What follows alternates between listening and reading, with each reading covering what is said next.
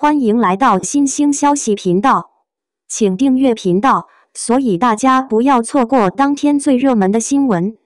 我們今天的時事通訊包括以下內容：徐凱在片場發生衝突，譚松韻衝進來的一刻徹底改變局勢。2025年某個普通的工作日下午，中國影視圈卻被一段偷拍視頻徹底點燃。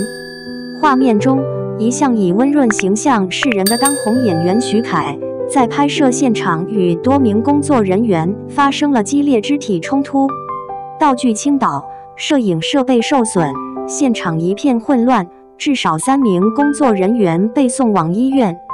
這一幕迅速在社交媒體上傳播，引發輿論地震。更令人震驚的是，衝突發生後不久，演員譚松韻突然出現在現場，強勢介入並公開站在徐凱一方進行保護。這一舉動直接將事件從單純的片場糾紛升級為一場涉及明星權利、行業生態與公眾道德判斷的全民討論。隨着事件發酵，關於誰是施暴者的敘事開始分裂成2個完全對立的版本。部分現場工作人員匿名爆料稱，徐凱長期情緒不穩定，對拍攝流程極度挑剔，經常要求重拍已通過導演審核的鏡頭，對燈光、攝影、道具人員態度惡劣。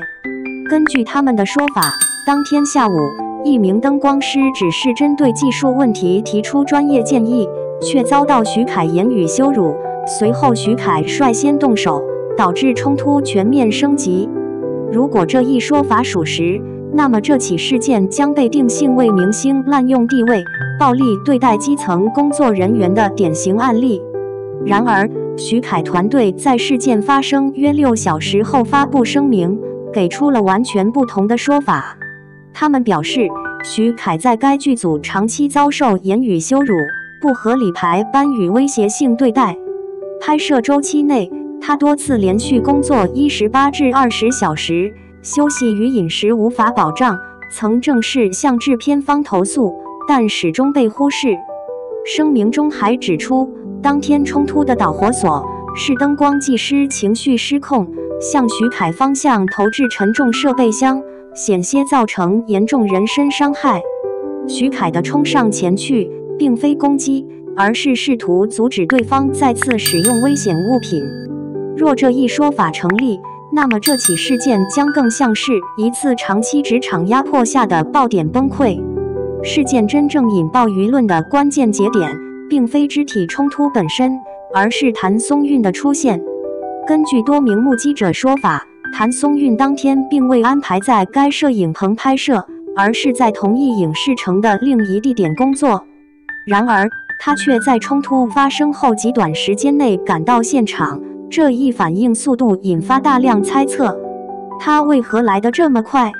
坊間出現3種主要猜測：他早已知曉片場緊張局勢，並通過共同工作人員實時獲悉情況；他與徐凱關係極為親近，甚至存在未公開的私人關係；他長期關注行業職場問題，將此視為一次必須介入的關鍵時刻。無論真相如何，他的行為都極具衝擊力。強勢介入的瞬間，據描述，譚松韻進入片場後，立即站在徐凱與多名工作人員之間，高聲要求衝突停止，並明確表示若繼續施暴，將動用行業資源追究責任。隨後，他拿出手機開始錄像，記錄現場損毀情況、人員狀態，並要求立即聯繫醫護與安保。這一舉動在現場迅速改變了局勢，一部分工作人員選擇退讓，但也有人當場質疑他無權干涉劇組事務。譚松韻的行為在網絡上引發兩極化評價，支持者認為他是在為長期被壓迫的演員發聲，他的介入讓真相得以被記錄，而不是被掩蓋，他代表了明星對行業不公的反抗。相關話題迅速登上微博熱搜，譚松韻保護徐凱閱讀量在12小時內突破20億。批評者則指出，明星不應以封殺行業權利威脅普通勞動者。若徐凱確有暴力行為，譚松韻的介入可能是在干擾調查，這是典型的明星互保，而非真正的正義。這場爭論實際上早已超越個人行為，直指行業結構性問題。要理解這起事件的複雜性，必須放到整個行業背景中審視。對演員而言，極限壓榨已成常態。近年來，多位演員公開談及高強度工作導致的身體與心理問題，連續拍攝超過100小時，危險戲份缺乏安全保障，精神長期高壓已不再是個案。徐凱團隊所描述的20小時拍攝日投訴無門，並非孤立。對工作人員而言，尊嚴與話語權缺失。與此同時，基層工作人員也面臨低薪、超時、缺乏保障的問題。一些人將情緒轉嫁到演員身上，而面對流量明星時，又往往處於弱勢地位，長期積怨極易爆發。這是一種系統性對立，而非簡單的誰好誰壞。目前，3名涉事工作人員已聘請律師，準備對徐凱提起刑事及民事訴訟。而製作公司則發布了一份極為模糊的聲明，表示事件正在調查中，安全始終是首要考量。這種模糊表態，既未安撫公眾，也未保護任何一方，反而加深了資本優先於真相的質疑。在整起事件中，最耐人尋味的並非當事雙方的激烈指控，而是製作公司始終保持的克制沉默。事件發生次日清晨，製作方僅發布了一份不足100字的官方聲明，稱片場發生糾紛，已啟動內部調查，演員與工作人員的安全和健康始終是公司首要任務。然而，這種標準化、模板式的回應，在當下高度敏感的輿論環境中，幾乎等同於回避。在中國影視行業，這類聲明並不少見，它的真正功能並非解釋事實，而是為資本爭取時間，等待輿論降溫，等待注意力轉移，等待下一個熱搜覆蓋舊聞。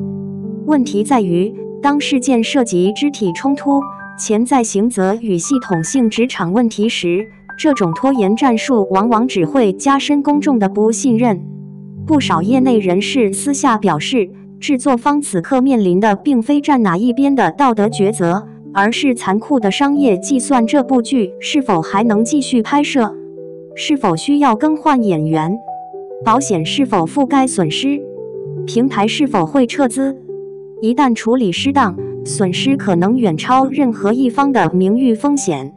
譚松韻在現場的行為被部分媒體稱為英雄式介入，也被另一部分聲音質疑為權力施壓。這正好觸及中國娛樂工業中一個長期存在卻極少被正面討論的問題：明星的行業權利到底應當如何使用？從支持者的角度看，譚松韻的行為具備高度正當性。他沒有動手，沒有掩蓋現場，而是要求停手，呼叫醫護，記錄證據。在一個弱者往往失聲的行業環境中，他的出現讓事件無法被輕易壓下。但批評者同樣提出了尖銳的問題：當他提及封殺行業代價時，這是否已經超出了合理自衛與證據保全的範疇？對於普通工作人員而言，這種來自頂級明星的威脅，是否本身就構成了一種不對等的心理壓迫？這一爭議的核心，不在於譚松韻的動機是否善良，而在於行業缺乏清晰的制度邊界。當正式申訴渠道失效，人們只能依賴個人影響力解決問題，而這種個人英雄主義本身就是系統失靈的表現。在事件迅速登上熱搜後，公眾幾乎立刻站隊。有人用過往角色形象為徐凱人格背書，認為他不可能無故施暴；也有人翻出所謂業內傳聞，將他塑造成耍大牌的典型。這種基於碎片信息的輿論審判，在社交媒體時代早已司空見慣，卻同樣危險。真正的問題在於，無論徐凱是受害者還是施暴者，真相都不應由流量決定。如果他確實遭受長期職場暴力，那麼公眾的支持是必要的。但如果它存在越界行為，任何人都不應因名氣而免於責任。同樣，涉事工作人員也不應被簡單標籤化為底層反抗者或惡意挑釁者。他們的指控同樣需要事實與法律來驗證。從目前公開信息來看，事件可能同時進入3條路徑。刑事調查，若證實存在投擲重物、故意傷害或聚眾鬥毆行為，任何一方都可能面臨刑事責任。民事訴訟包括人身傷害賠償、名譽侵權、物工損失等。行業內部處理，如劇組整改、人員調離、合同重談，甚至項目擱置。但現實往往是，這3條路徑並不會同時徹底推進。許多類似事件最終止步於私下和解與不再追究，留下的只有未被解決的結構性問題。回顧這場風波，人們或許會記住徐凱的名字，記住譚松韻的強勢身影，記住那段混亂的偷拍視頻。但真正值得被記住的，應該是他所揭示的問題：為什麼投訴機制形同虛設？為什麼極端攻勢仍被默許？為什麼衝突總要升級到暴力，問題才被看見？如果事件最終以各打50大板或不了了之收場，那麼下一次衝突只會發生在另一個片場、另一個名字身上。結語：這不是一場簡單的片場衝突。無論最終調查結果如何，這起事件已經留下無法忽視的意義。它撕開了影視行業長期被忽視的職場問題。它讓公眾開始討論明星權力的邊界。它提醒人們，當系統失效，衝突就會以最極端的方式爆發。徐凱是否是受害者？譚松韻是否越界？工作人員是否被冤枉？這些問題都需要事實與法律來回答。但可以肯定的是，如果行業結構不改變，那麼下一次衝突只是時間問題。